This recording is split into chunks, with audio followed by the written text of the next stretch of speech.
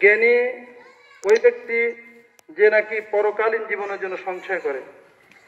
আমরা যে ইরি মৌসুমের কাজ করেছি, সেখানে আমাদের কতদিনের খোরাকি আমাদের তৈরি হয়েছে, এবং সেটা তো আল্লাহ তাআলা বিইজনিল্লাহ আল্লাহর আদেশে হয়েছে।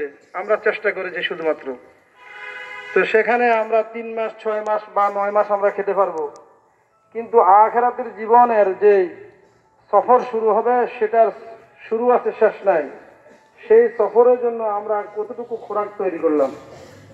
এই জন্য আজকেও আমাদের নাকি আমাদের নিজেদের হিসাব নিজেরা নিয়ে থাকি। অনেকেরই আমাদের ফজরের নামাজ কাজা হয়ে গেছে।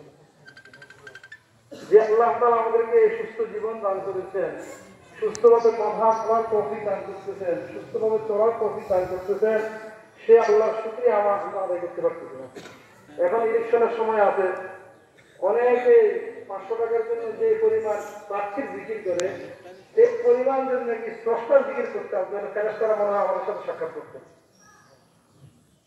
কিন্তু আমরা প্রকৃত স্রষ্টাকে ভুলে গিয়েছি। যে এক একজন দুনিয়া থেকে বিদায় নেয়, আমাদেরকে এক একটা সবক দিয়ে যায়।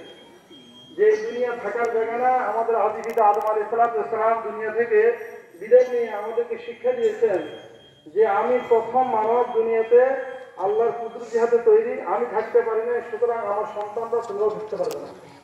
সুতরাং এই পরকালীন জীবনের জন্য আলো বরকতের জন্য তুমি সঞ্চয় করো। এই সঞ্চয়